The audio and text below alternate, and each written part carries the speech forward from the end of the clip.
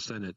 This afternoon, the Indian government released a readout of a telephone call that took place at some point today between Prime Minister Trudeau and Prime Minister Modi of India. The readout states Prime Minister Trudeau informed Prime Minister Modi about Canada's requirements of COVID-19 vaccines from India. Prime Minister assured the Canadian PM that India would do its best to support Canada's vaccination efforts, just as it has done for many other countries already. Government leader, we see the damaging effects on vaccine procurements thanks to Justin Trudeau waiting so long after the CanSino deal fell apart before finally turning to others. We have no written exemption from Europe on their vaccine export controls. We have no domestic vaccine production as this government chose to rely on foreign governments and foreign countries. And now when Prime Minister Trudeau finally turns to India for help, his relationship with India has deteriorated to the point that only assurances given to Canada is that India will do its best. Government leader, why did Prime Minister Trudeau wait so long to make this call? And what exactly did the Prime Minister ask from the Indian government in terms of help? Was it for 1 million doses of AstraZeneca vaccines, which, by the way, are not even approved yet in Canada? Thank you. Senator Go. Well, thank you for your question. I don't have details of the conversation, but I don't accept the premise of your question at its core. The government has taken steps to secure a variety of sources of vaccines from multiple sources internationally, as I've said many times in this chamber, so as to reduce the risk to Canadians that one particular supplier in one particular jurisdiction may not be able to deliver the goods, or that the vaccines indeed may not be effective against the virus, or indeed its variations, mutations that we're seeing spreading with alarming frequency.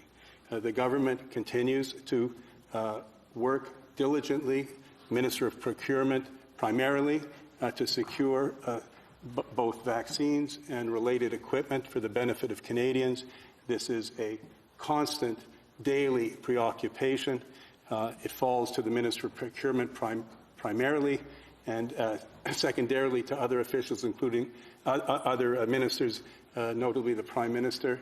The Government of Canada remains confident that it will deliver on its promise to Canadians, that every Canadian who wishes to have a vaccine will have one by September, if not earlier.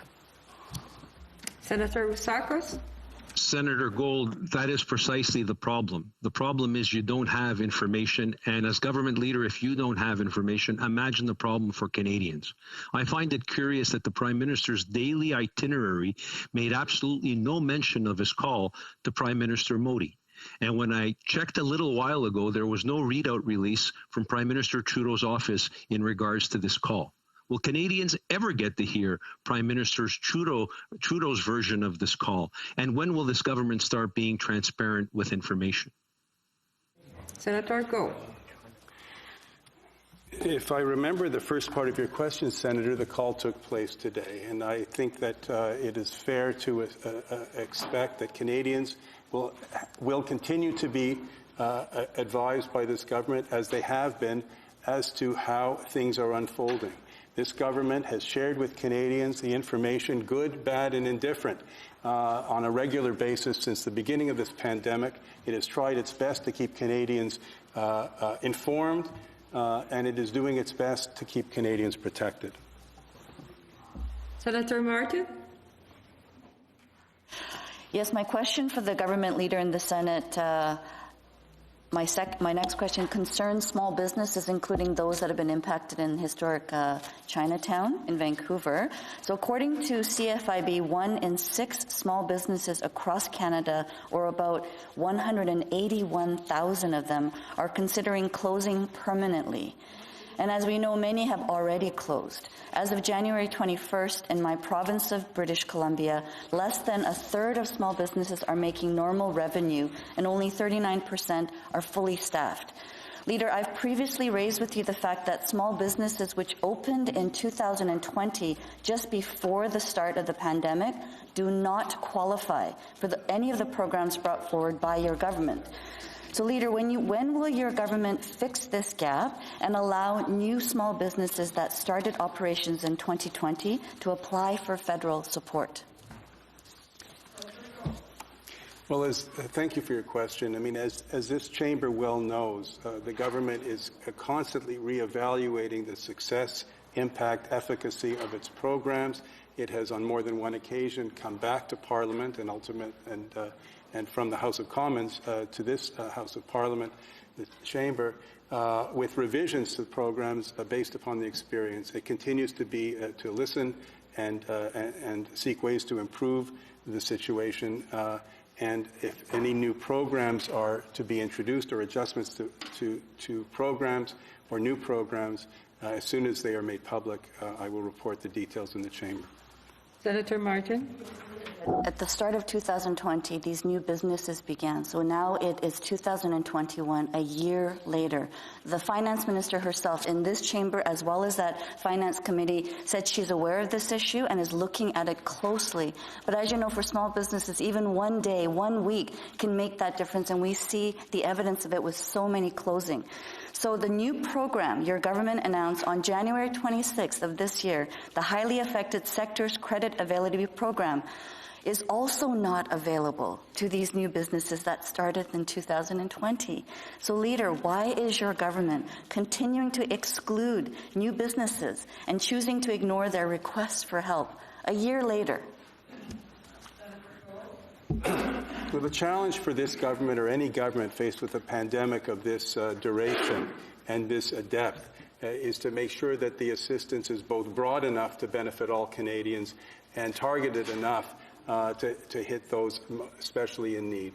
There's no doubt, and the government has been transparent and open with this, that when moving things quickly through the policy development process, certain things will not necessarily hit the mark as they would be were more time to be taken.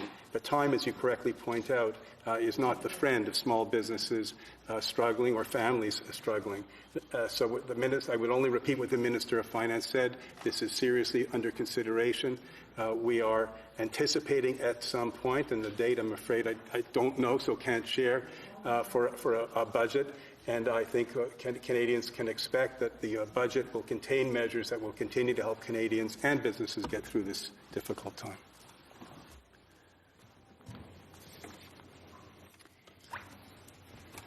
Delayed answer. Réponse différée. Senator Martin. Of order to raise. On a point of order. Yes, thank you. I don't expect I'm not asking for a ruling in that.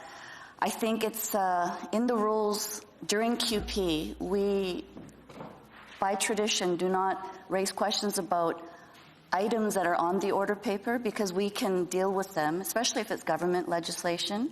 So in the case of the question from Senator Forêt regarding C7, I was wondering whether, in terms of what we have done in the past, that we would reserve such questions during the debate of that bill rather than taking up limited time during QP. So that was just a point of order I wish to raise, and whether you wish to comment on that or not. Thank you. Thank you, Senator Martin, for raising that issue.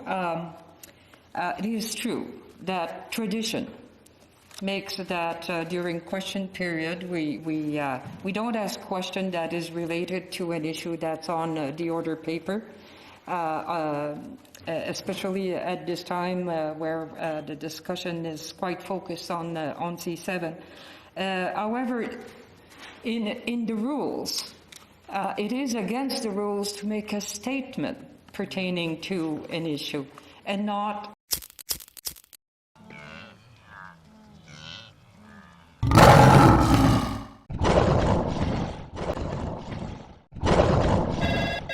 Griffin.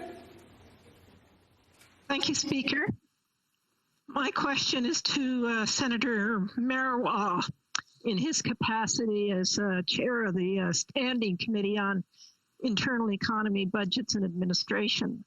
Senator Marois, could you tell us approximately how much money has been saved on travel and accommodations for senators who would otherwise have traveled to Ottawa since the implementation of hybrid sittings? Senator Marwa? Thank you, Senator, for that question. You're absolutely correct, Senator. There have been savings as a result of the pandemic and its resulting impact on items such as senators' travel and accommodation and committees and office budgets and administration. To the end of January of this year, the savings are approximately $5.5 million. I should also mention that there have been incremental costs associated with the pandemic as well that are roughly $500,000, 500,000. Senator Griffin, supplementary. Yes, thank you, Your Honor. I have a follow-up for Senator Marwa. As a fellow committee chair, I'm very interested in augmenting the capacity of our administration to conduct committee meetings. Is there any possibility that the surplus money saved because of our hybrid sittings could be reallocated to facilitate more committee meetings? Senator A fair question, Senator. The answer to that is a bit more complicated. I should point out that the two elements of the Senate's budget, the first element is what is called the statutory portion. This consists of senator salaries and travel and accommodation and so on. These savings, unfortunately, cannot be reallocated. The second part of the budget is voted, which consists of items such as office budgets, administration expenses. These savings, in fact, can be reallocated. To the end of January, the savings are roughly evenly divided between the statutory and the votary. So yes, some savings can be reallocated. But I should also point out that besides the equipment and besides buying and using the reallocation, there is an impact on staffing because the staffing does need to be ramped up to accommodate additional settings, and that could take some lead time if we decide to proceed with additional settings. Thank you.